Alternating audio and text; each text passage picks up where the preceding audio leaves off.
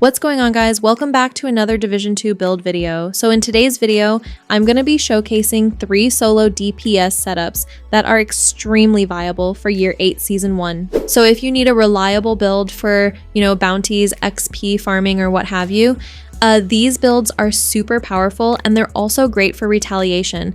And if you like running in a group, they will work for team play as well. You can easily tweak these setups and roll more weapon damage if needed.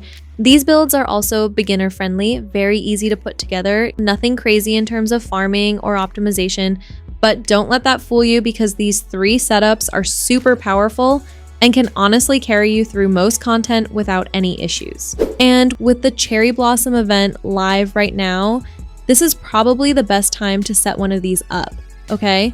So whether you're grinding levels, farming gear, or just trying to make the most of the event, these builds will definitely make your life easier. And they're also viable for legendary strongholds, especially the striker setup that I'm going to showcase for you guys. But anyway, guys, thank you so much for being here. And without further ado, let's go ahead and check these builds out. So the first build on this list utilizes the new core strength gear set, which is designed for hybrid builds.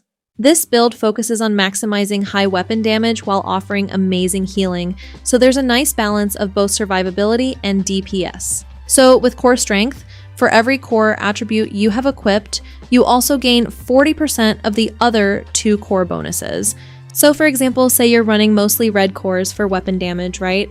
Normally, that would make you hit hard, but virtually you would have no survivability nor skill efficiency whatsoever. But with core strength, each of those red cores is also giving you 40% armor and 15% skill efficiency. So instead of, basically being a glass cannon, you now have more armor and skill power, all at the same time. This makes core strength the ultimate gear set for setting up powerful hybrid builds.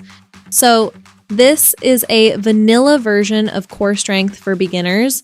I'll show you guys the version that I actually run right after this, but for the primary weapon, a police M4 with the talent flatline. And flatline will basically grant you 15% amplified weapon damage to pulsed enemies. Now ideally, the Capacitor exotic assault rifle would be optimal for this setup, but if you're a beginner, I would recommend you go with the police M4 since it's very easy to obtain. Or anything similar like the Lexington, Carbine 7, Honey Badger, and so on. These weapons all have similar stats, so they make great alternatives. Now, for the gear pieces, core strength grants your agent 10% weapon handling for having 2 pieces equipped, right? Which is a hybrid stat that will essentially increase both your reload and swap speed, as well as both the accuracy and stability of your weapon. And for 3 pieces equipped, you'll get 5% weapon damage, total armor, and skill efficiency. Then for 4 pieces, you get the core exercise talent. So again, for each core on your gear pieces, you will receive 40% of the other 2 cores bonuses, and skill tiers count as 15% skill efficiency. So we got skill tier for the core attribute with critical hit chance for the minor, then for the vest, another skill tier with critical hit chance. And for anyone new, keep in mind that gear sets always come with a chest piece and backpack talent, similar to high-end gear. But yeah, the talents on gear sets mainly just boost the 4-piece bonus. So for example, with the core strength vest, you get the inner core talent, which takes that 40% bonus and bumps it up to 75%. So it's almost double. But for the holster, the named Salvo piece, which is a Unit Alloys brand that comes with a predetermined 5% rate of fire attribute. And for the knee pads, the 3rd piece of core strength with skill tier and critical hit damage. Then a 2nd piece of unit alloys for the gloves to unlock the 2-piece bonus, which grants 20% assault rifle damage. Plus, you get a 5% rate of fire that stacks nicely with the 5% from Salvo, right? Now, since I'm running flatline, it helps a lot to have the technician specialization, and honestly, I'd say technician is pretty much a must-have, because not only do you get access to the linked laser pointer, but you also get an extra skill tier. So for anyone here who's new, the linked laser pointer is an attachment that goes on the underbarrel of long rail weapons.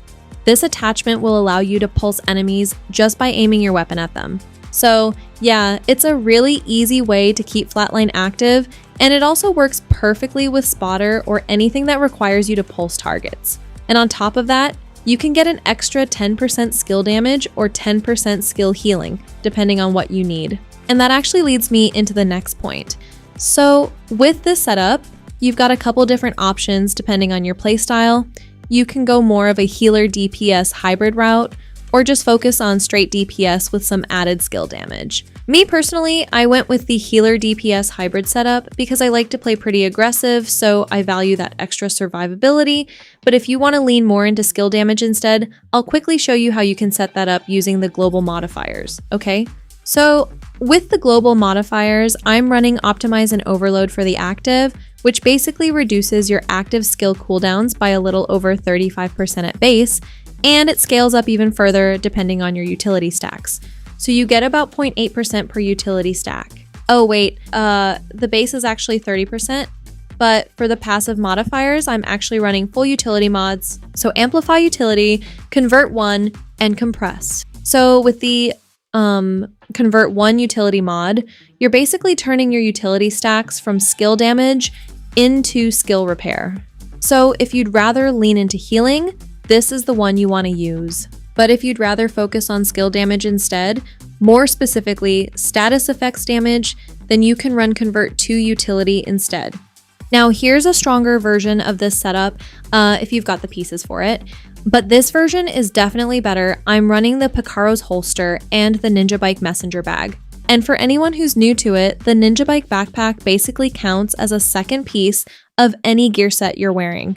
So in my case, just having one piece of unit alloys gives me the 2-piece assault rifle damage bonus. Same thing with the Brazos holster, I get that extra skill tier, right? So the Ninja Bike messenger bag is a really strong addition that opens up a lot more flexibility in your build. And paired with the capacitor, it works really well, especially if you're leaning into skill damage. You get 15% weapon damage for every skill tier you have, and as you're firing, you're also building up stacks that boost your skill damage even more. But for the skills, if you want to have heals rather than skill damage, you can go with the Restorer Hive and Fixer Drone, or you can even use the Restorer Chem Launcher. But for skill damage, the Assault Turret and Striker Drone make great companions.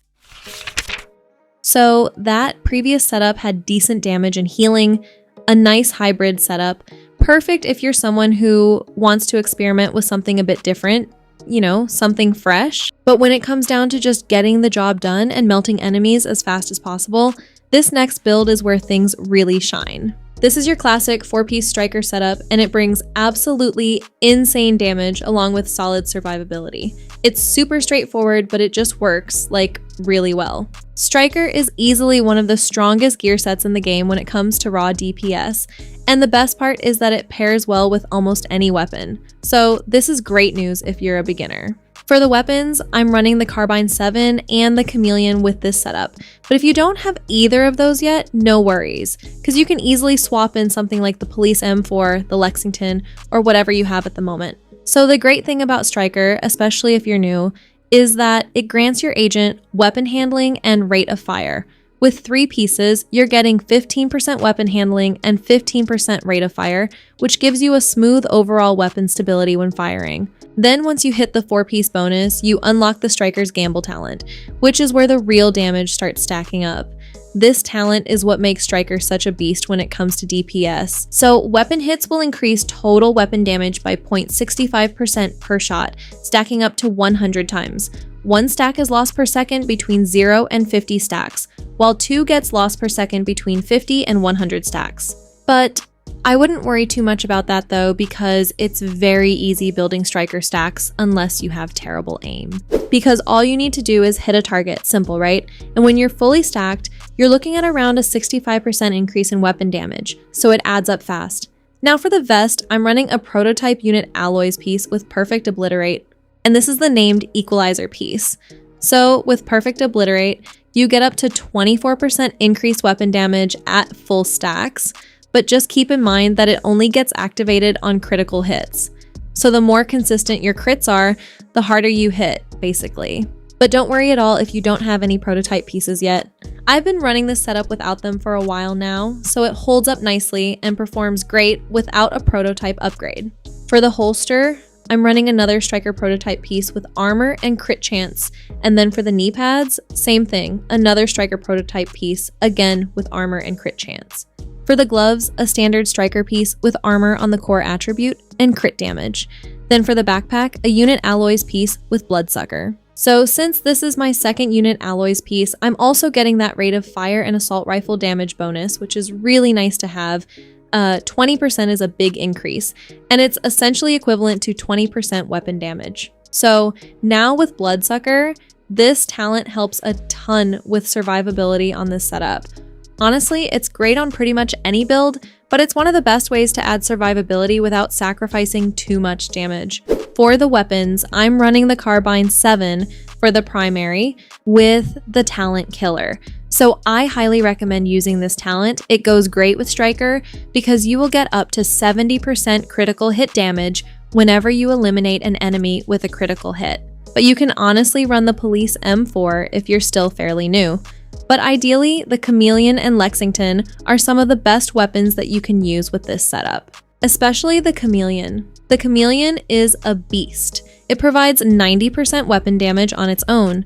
But yeah, for anyone new or returning that may be wondering how to get it, I'll show you a fast way to get it towards the end, as well as the Ninja Bike Messenger Bag. You can get both very easily. For the global modifiers, I'm running Cloud Armor on the active. Cloud Armor repairs armor for you and your allies, so it's a nice added boost to survivability. The base repair is 5%, which honestly isn't that much, but with the passive mods I'm using, I'm getting a repair at a rate of a little over 6.4%.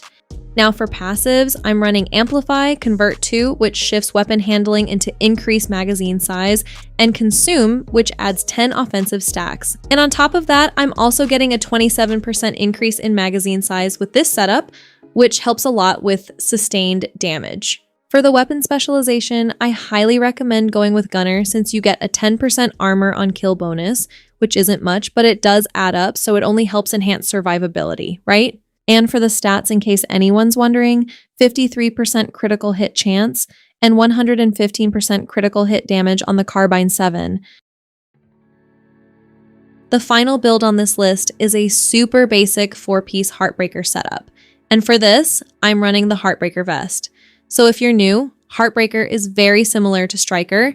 You will also need to build stacks. So with the 4-piece bonus, you're getting 15% assault rifle damage and weapon handling along with the Heartstopper talent, which is a lot like Striker's Gamble. So with Heartstopper, you can only build stacks on enemies that have been pulsed. And so weapon hits on pulsed enemies will add a stack of 1% bonus armor and 1.1% weapon damage. But that increase only applies to pulsed enemies. This is why I highly recommend running Heartbreaker with the linked laser pointer attachment from the Technician Specialization tree. It just makes life way easier. Also, it really helps to run an ACS 12 shotgun if you have one, or even better, the named Rock and Roll version since it comes with a bigger magazine.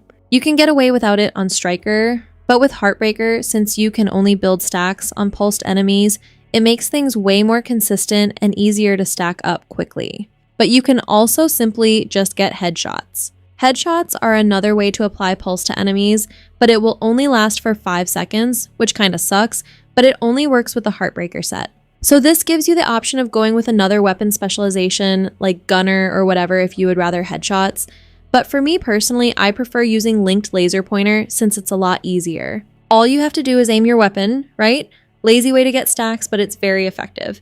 Another thing to note about the Heartbreaker vest is that you get the max BPM talent, which bumps max stacks from 50 to 100. This gives you a significant boost in weapon damage and will enhance your overall survivability. And if you factor in vigilance, you get a 25% increased weapon damage right off the bat.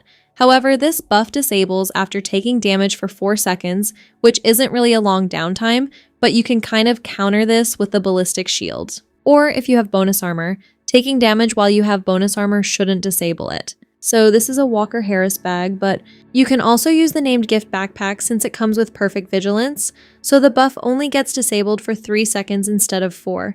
So this is a vanilla version for beginners that's very easy to set up. For the mask, a Fenris piece with armor core and crits with a crit chance mod, and Fenris gives you that 10% assault rifle damage bonus. Then for the backpack, I'm running Walker Harris for the 5% weapon damage from the 1-piece bonus. And for the Heartbreaker pieces, literally just armor cores with crit chance, with crit damage mods on the vest and backpack. For the weapons, ideally, the Kingbreaker or Lexington would be the best in my opinion. With the Kingbreaker, you're getting a 20% amplified weapon damage increase from perfect flatline. But you can use the Police M4 if you don't have the Kingbreaker, or even the TKB if you have one.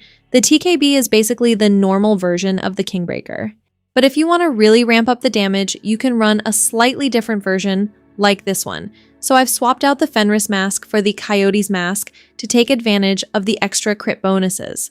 This is actually the version that I would run, a little more advanced, but for this version, I'm also using the Unstoppable Force talent. This talent will give you up to 25% weapon damage on the normal, so that's about the same as Vigilance if you can maintain full stacks, which isn't that hard to do.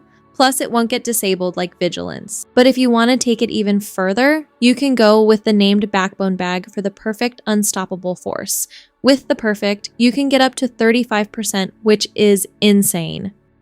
For the global modifiers, literally the same as the previous setup, so Cloud Armor for the active, and Amplify, Convert to, and Consume for the passives. So if you're trying to get the Chameleon or the Ninja Bike Messenger Backpack, honestly, just run Countdown. It's by far the easiest way to farm them.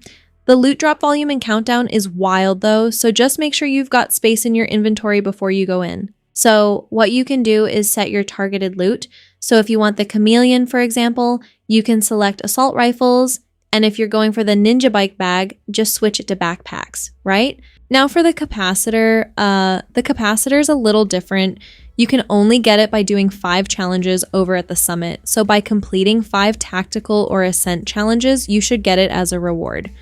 Okay, this is Prajna. Thank you so much for watching. And just a quick message to all the channel members. Seriously, thank you guys so much for your support. Especially with everything my channel's been through, all the ups and downs, and even some of the hate in the past, you guys stuck around and kept supporting me, and that really means a lot. I love you guys. If you guys have any questions, you already know the vibes, leave them down in the comment section. And let me know what you guys think of these setups, I'm curious. Anyway, keep it cool, keep it classy, and see you in the next one. Peace out.